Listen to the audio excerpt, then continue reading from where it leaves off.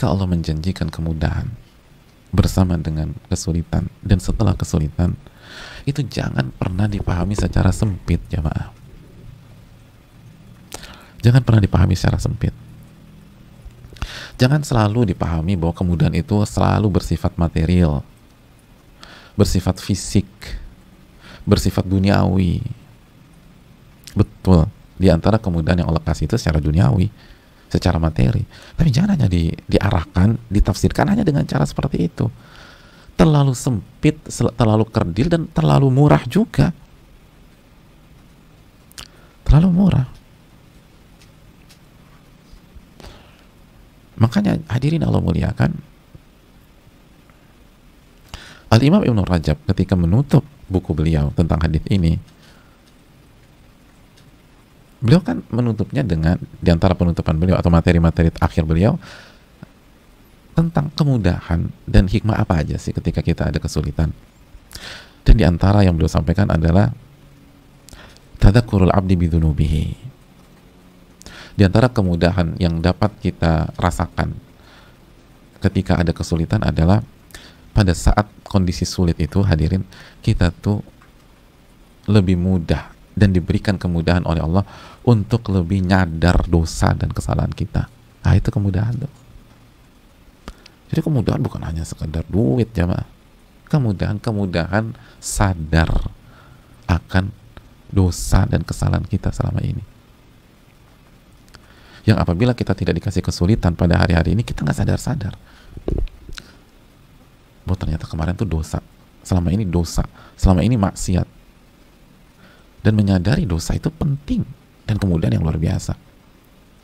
Karena dosalah akar masalah dari semua bencana di dunia dan akhirat. Dosalah akar masalah dari semua kesialan di dunia dan di akhirat. Dosalah yang membuat kita nggak beruntung di dunia dan di akhirat. Sehingga disadarkan akan dosa adalah kemudahan yang sangat besar dari Allah Subhanahu wa taala. Hadirin yang Allah muliakan. Kalau kita merasa sakit di tubuh kita, lalu kita ke dokter, di antara langkah awal yang harus dilakukan dan clear jika kita ingin berobat sampai sembuh itu apa? Menegakkan diagnosa dan mengetahui akar masalahnya di mana. Ini yang sakit di mana nih? Ini kalau ini nggak ketahuan, nggak akan selesai itu pengobatan. Yang ada kita jadi kelinci percobaan. Dikasih obat inilah, kasih obat itulah. Nanti udah minum obat ini udah mahal banget tuh obat. Setelah 7 hari salah. Oh mohon maaf, bukan ini yang salah, bukan ini sakit. Yang udah gitu obatnya keras, nyerang yang lain. Yang paling penting di fase awal itu tegak diagnosa.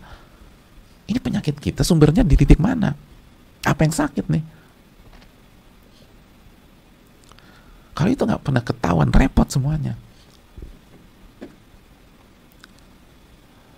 Dan mau minum obat apa aja nggak sembuh-sembuh dengan izin Allah. Jadi mengetahui akar masalah itu penting. Mengetahui akar masalah itu penting. Saya waktu di pondok itu pernah mengalami beberapa waktu kepala saya sakitnya luar biasa. Itu minum obat nggak ada, Allah nggak sembuhkan. Sampai pada satu titik ke dokter gigi karena ada gigi bolong. Ngobrol lah sama dokter gigi itu, humble emang Allah tuh kalau kasih pertolongan ada aja ya. Dan itu menariknya tuh hadirin, ini sekedar cerita. Saya cabut gigi ke dokter gigi. Ya iya, masa ke dokter jantung ya. Saya cabut gigi ke dokter gigi. Dokter gigi yang pertama itu ngerjainnya nggak rapi.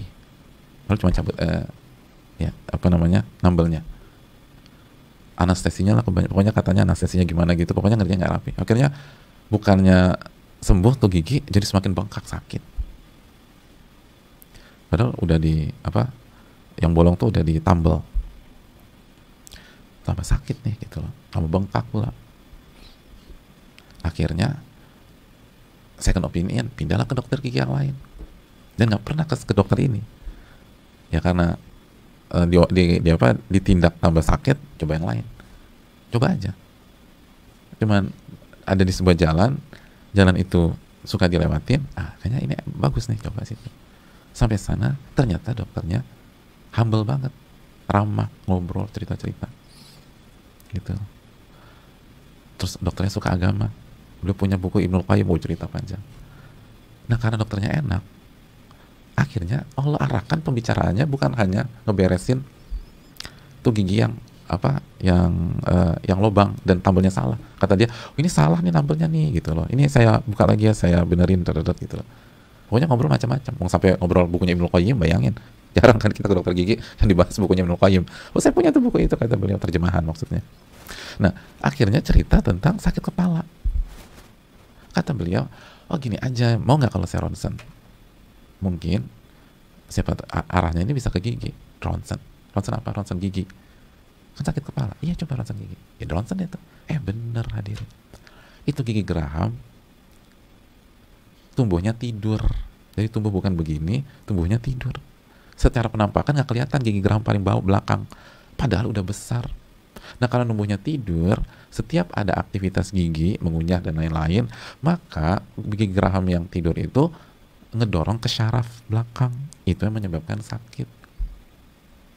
Kata beliau, ini kan Allah kasih petunjuk, ini penyebabnya. Jadi mau minum obat sakit kepala kayak apapun tuh gak ada pengaruhnya. Ini yang harus dieksekusi. Akar masalahnya itu ini. Terus gimana? Operasi. Akhirnya saya mangap 3 jam kalau nggak salah untuk operasi gigi geraham kanan, gigi geraham kiri. Dua-duanya dicabut. Lihat, kesulitan itu mendatangkan banyak kemudahan. Kesulitan awalnya sulitnya apa? Ini gigi bolong nih. Terus salah pengerjaan. Itu kan nyebelin hadirin. Udah sakit, jadi double, udah gigi bolong, bengkak pula, udah sakit kepala, komplit, udah kesulitan itu. Ternyata salah pengerjaan yang menyebabkan bengkak di operasi, ditindak itu membawa berbagai macam kemudahan. Di antaranya adalah akar masalah sakit kepala saya ketahuan. Itu kemudahan, itu luar biasa. Itu di pondok, bayangin suruh ngafalin, suruh baca bahasa Arab, sakit kepala begitu nggak konsen.